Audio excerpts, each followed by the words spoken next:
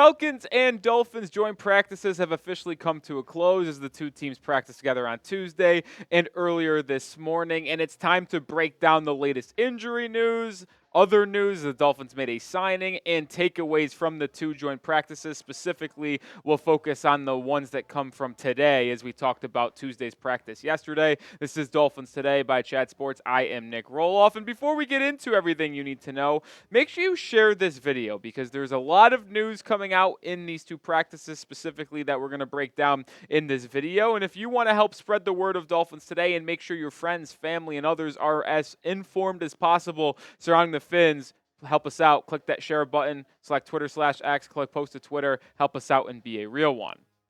I will start with some of the players that were not spotted at Dolphins practice today, and this is not the complete list. There were some other people as well, but these were the 8 main names I wanted to bring up. Jaylen Waddle remained out of practice today. Jevon Holland was out after getting a little bit banged up at the tail end of yesterday's practice. Cam Smith, who missed some time, came back and then re-injured himself on Tuesday. He's not able to stay healthy in this training camp thus far, which kind of gives me a sketchy vibe on how much he's going to actually be able to impact the Dolphins this year. Calais Campbell might just be veteran rest. Same thing with Teron Armstead. But Erik Ezukanma remained out. Braxton Berrios out as well. And then Anthony Walker Jr., the linebacker, is also out. Jordan Brooks returned. Jordan Poyer was there spotted doing work on the side but did not participate in an 11-on-11s, but it is good to see Jordan Poyer back on this Dolphins defense, and that's kind of where I want to tell you all right now real quick before we get into some of the takeaways from today, because the Dolphins didn't have the best day on the field against the Atlanta Falcons, but they're missing so many key players. Their starting safeties didn't participate at all. They just have so many players not really ready to go, and I know the Falcons are dealing with some injuries today. By the way, prayers up to Rondale Moore as he had to leave the practice today a little bit early due to a leg injury that he actually got an air cast put onto him, so hopefully he's all good. But the Dolphins are dealing with so many injuries, it's really hard to take away anything concrete from these two practices. They might be having to deal with another injury, though, unfortunately. Aaron Brewer, the projected starting center for the Miami Dolphins, left practice and was examined by the trainers. It looked like a hand injury to Aaron Brewer, and Joe Schad says it's not ideal at all. Yeah, no crap, because this could be absolutely horrific for the Miami Dolphins. It's not even like Aaron Brewer is some otherworldly center, but just for the mere fact that the Dolphins' interior offensive line is already the weakest point on this roster. The two guard spots are up in the air. Aaron Brewer's coming over from Tennessee. I like Aaron Brewer, but if he's hurt, then you got to move Liam Eichenberg back to center because he's your backup center, and then that makes you have to put in Jack Driscoll or someone in the third string to start at right guard as Isaiah Wynn still remains on the PUP list. An interior offensive lineman injury is probably the worst thing that could happen to the Dolphins outside of one of their top 5 or 6 players getting hurt, just due to the lack of depth you already have at that position right now.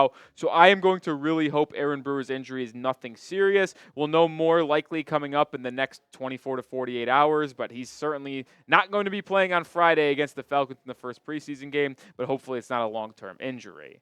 Don't jinx it. We got to get the good vibes flowing towards Aaron Brewer so this injury isn't real. I know some of you might say this doesn't mean anything, but in my head it does. Spam those 55s, Aaron Brewer's jersey number, to hopefully get the good vibes in the YouTube universe and in the world so his injury is not that serious. All right, let's get into the practice takeaways.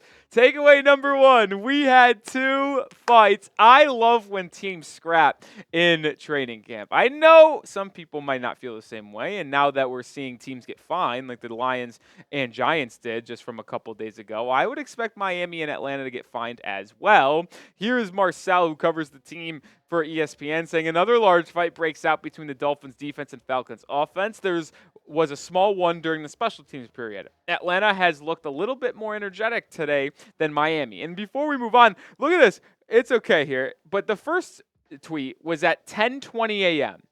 This next one that was from Marcel comes in at 10:23 a.m. So he says second fight comes in. He quote tweeted himself, says make that 2 today on that side of the field. Bunch of players wound up on the ground, clearly a lot of intensity on that side. And that was with the number 1 offense for the Atlanta Falcons going up against the number 1 defense for the Miami Dolphins. 2 massive fights, only 3 minutes apart from each other. And it's clear that the Dolphins defense is clearly bringing the juice. And that's something that they are making very intentional in this upcoming season. Jalen Ramsey spoke to the media about it, that he felt like they were soft last year and they didn't really bring the physicality and bring the energy that they should have down the stretch, which allowed them to blow some games and not play strong defense at the back half of the year. I think Jalen Ramsey is going to make a point alongside new DC Anthony Weaver to play more physical and not say, I'll go out there and make fights happen in the middle of the games, but no, we're not going to back down. We're not going to be the finesse team that people around the league think we are. No, we're going to get our hands dirty, roll up our sleeves, and really become a more difficult team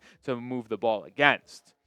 We do have a sub battle against the Atlanta Falcons channel here at Chat Sports. We started it on Tuesday when joint practices began, and we jumped out to an early lead. We got 38 subscribers yesterday. Appreciate all the new real ones joining the channel. Hopefully, if you are not subscribed, you subscribe now because we do have to beat the Falcons this week in the sub battle, but you also will be the most informed fan when it comes to the Miami Dolphins in the world, so hit that sub button right now. All right, number 2 takeaway. 2 rookies really came to play today, and those 2 names are going to bring you smiles over at home. You see Malik Washington's picture right there. It's because he was absolutely on fire today. The 6th-round pick from Virginia made a pair of really nice catches for chunk yardage. There was one that went for about 35, 40 yards, another one that went for 20 yards. Malik Washington, who is trying to get into that wide receiver 3 discussion and create a role for himself in the slot with Tyreek Hill and Jaylen Waddle. Because Odell Beckham Jr.'s injury, it is really possible for Malik Washington to grab a stranglehold on that. River Craycraft has played extremely well so far in camp, but Washington, who I've been very high on, have been very open about my belief in him having a role and being a long-term piece of this Dolphins offense in the future. Had his best day of camp probably since it opened up as a rookie. He had a really good day against the Atlanta Falcons. But he's not the only rookie who had a really nice day on the offensive side of the football. Jalen Wright, the 4th-round rookie running back who the Dolphins traded a future 3rd to get in this past NFL draft, displayed some physicality while running in the red zone. And that is something that should be very welcomed by Miami Dolphins fans because Wright, who is a really good pass protector and a really good threat out of the backfield in terms of receiving, but is known more of a speed guy when running the football. Ran a 4.38 at the 40-yard dash. But if he's delivering some thump, and all the reporters out there in Miami were saying how physical he was running with the football in the red zone. Well, that just brings more versatility to this Dolphins backfield, and specifically Jalen Wright as a player. He can do it in the passing game. He can do it with the speed. Oh, if he could do it with physicality too, then you really should be looking out.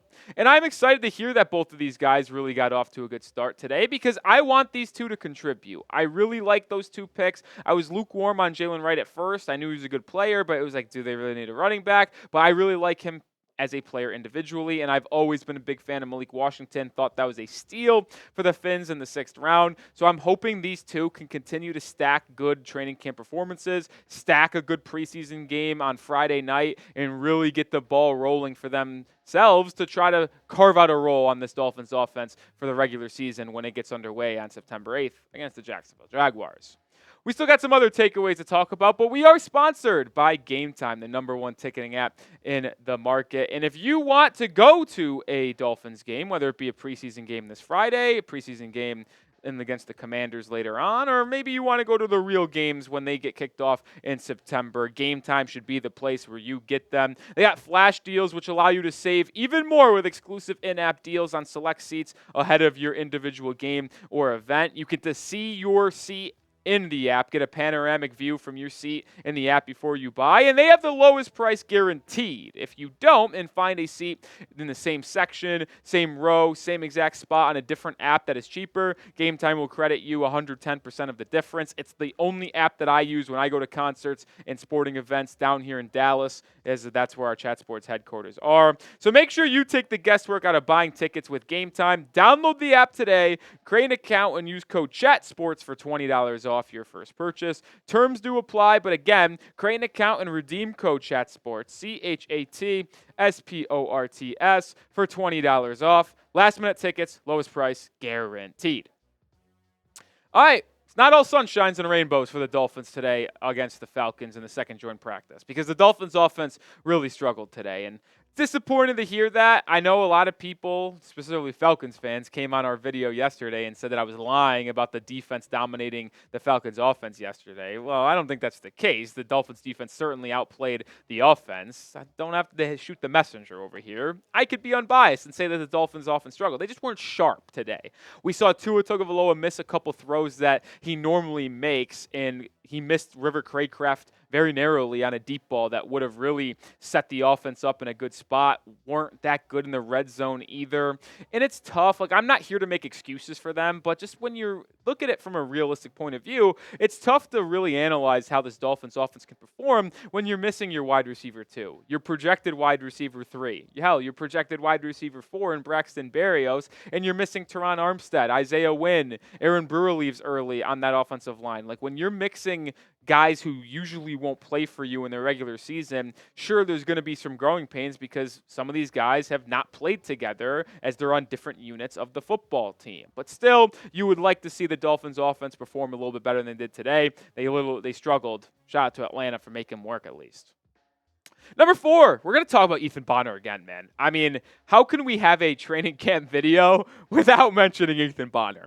He had an unbelievable camp. Every single person who has watched the Dolphins this July and August have said that he is deserving of a roster spot. He's been holding his own against Tyreek Hill and Jaylen Waddle in 11-on-11, 7-on-7, 1-on-1s when they're playing each other. And this last couple of practices against Drake London, the number 1 wide receiver for Atlanta, they've absolutely battled. Hey, it led to a fight yesterday between Bonner and Drake London. Now, I don't think Bonner had another run-in that caused a fight today. He wasn't part of the 2 fights, but he was battling again today, and all reports are that he was holding his own. Ethan Bonner, who's likely still going to be the 4th, 5th, 6th corner even on this Dolphins roster, really has a good chance to make this team. I would probably project he is firmly on the inside of the roster bubble, and unless he really goes downhill over the next couple weeks, that Ethan Bonner, he's going to be on your Dolphins 53-man roster.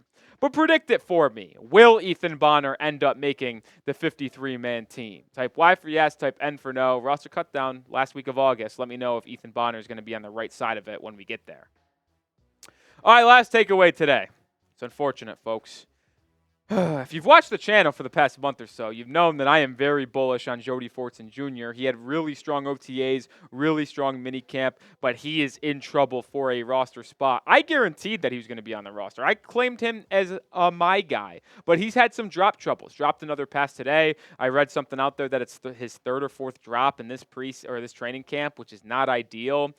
And that's not good, because if you're on the roster bubble and you're trying to make a team, you need to have sure hands so you get trust from your position coach, trust from your quarterback, trust from your offensive coordinator. And Forson just simply has not been able to deliver that after having a really good OTAs and minicamp. And when you pair that up with Julian Hill playing really well, had a 30-yard catch today on a little bit of a swing pass, Tanner Connor having a strong training camp, Jonnu Smith being very solid as well, Durham Smythe, like, you're starting to see 3, 4 names kind of get put ahead of Forson Jr. on the depth chart, if you will, or at least likeliness of making this roster. And I don't know if their Dolphins are going to go 4 or 5 tight ends deep. And if they only go 3, it's going to be tough for Forson to make it with how well Smythe, Smith, and Julian Hill have done so far. So Forson Jr. is going to have a really strong 2.5 weeks coming up here to maybe change the minds of Chris Greer and Mike McDaniel.